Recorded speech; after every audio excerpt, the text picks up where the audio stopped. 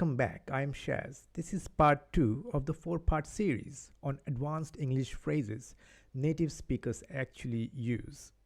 So if you haven't watched the first part, go do that first because this video builds on what we learned.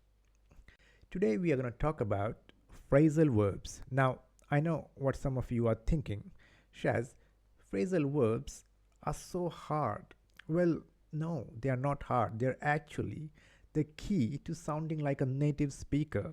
I use the phrasal verbs in this video every single day. So let's go. Let's start with phrasal verbs using get because these are everywhere in English. Number 1 is get up, meaning to rise from a sleeping or sitting position. For example, I get up at 7 a.m. every morning. She couldn't get up from the chair because her back was hurting. See, it's super common. Use it all the time. Number 2 is get back. It means to return to a place or to return to do something. When will you get back from work? I need to get back to studying from my exam. It is used constantly in natural conversation. Number 3 is get on. It is to board a vehicle or to have a good relationship with someone or to progress with something. For example, let's get on the bus quickly. I really get on well with my co-workers. How are you getting on with your project? This one's versatile. Learning all 3 meanings will help you a lot. Number 4 is get over, meaning to recover from something like emotion, illness, surprise. For example, I can't get over how beautiful that sunset was. It took me months to get over the breakup. She got over the flu last week. It's really common in emotional conversations. The next one is get out. It means to leave a place or situation. Let's get out of here. This party is boring. I need to get out of this uncomfortable situation. Get out. You are joking with me, right? It's super casual and used constantly. The next one is get away. It means to escape or leave for a vacation. For example, the criminal got away from the police. I need to get away for the weekend. I am so stressed. Used both seriously and casually. The next one is get along. It means to have a good relationship with someone or to progress. For example, do you get along with your brother? Or how are we getting along with the project? It's same as get on, both are used. Now the next one is get into. It means to become interested in something or to enter a situation. For example, I have gotten into rock climbing lately. How did you get into teaching? Or he got into trouble at school. So it's so natural sounding. Now let's jump into take phrasal verbs. These are also super common.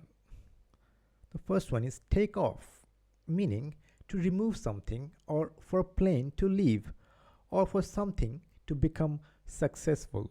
For example, it's hot in here. Let me take off my jacket. The plane takes off at 3 p.m. Her singing career really took off after that show. It is used in so many situations. Second is take on. It means to accept a challenge or responsibility. For example, I am going to take on this new project. She took on the leadership role. It is professional and casual depending on the context. Next is take out. It means to remove something or to take someone somewhere for entertainment. For example, can you take out the trash? Or he took her out to dinner last night. See, it can be used as an everyday phrase.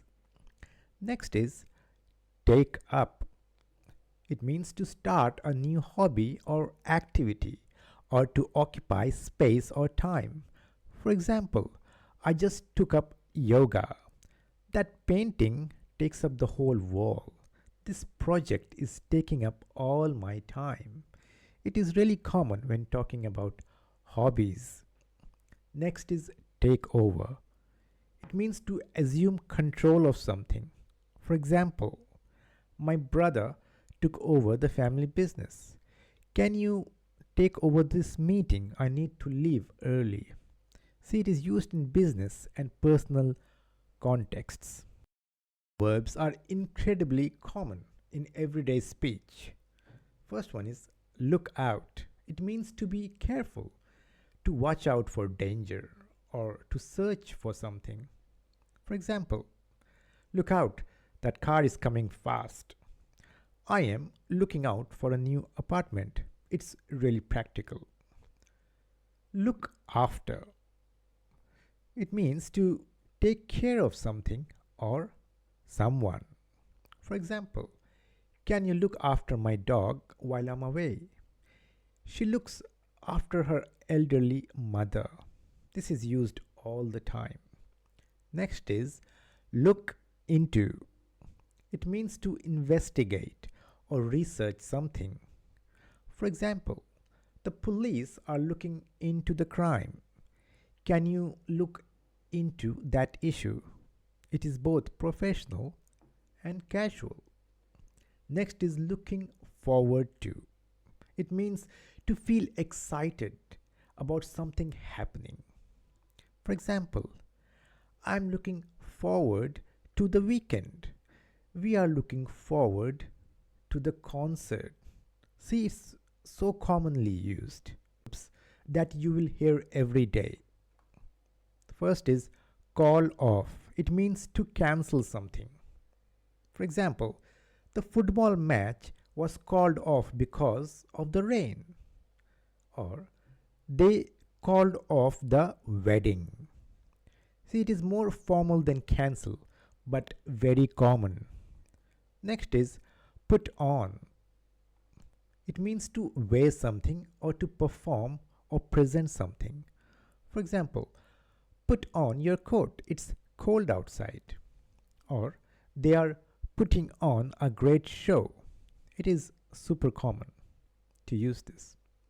Next is turn on.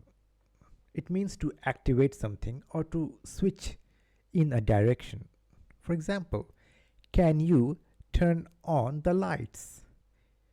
Can you turn on the TV? He turned on the charm to impress her. See, it's used constantly. Turn off. It means to deactivate something. For example, can you turn off the lights when you leave? That movie turned me off completely. See, this is also used every day. You must have heard of it. Next is bring up. It means to mention something in a conversation or to raise a child. For example, don't bring up politics at dinner. Or she brought up 3 children on her own. It is a very really important verb. The next is hit up. It means to contact someone or visit a place. For example, I'll hit you up later, or want to hit up that new restaurant. See, it's super casual and very popular. Next is break down. It means to stop working. For example, a machine, or to become emotional, or to analyze. For example, my car broke down on the highway, or she broke down in tears. Let me break down this problem. This is used in many situations. The next one is give up. It means to stop trying or to give up something, just to quit something. For example, don't give up, you can do this. Or, I gave up smoking last year. See, this is motivational and it is used. These 25 phrasal verbs, you will hear them every day in English. Start recognizing them, start using them. Your English will transform immediately. So, in part 3, we are diving into idioms, those crazy expressions that sound insane if you translate them literally, but sound amazing when you use them naturally. So, like, subscribe, and I'll see you in the next one. This is Shaz, and stay awesome. Bye bye.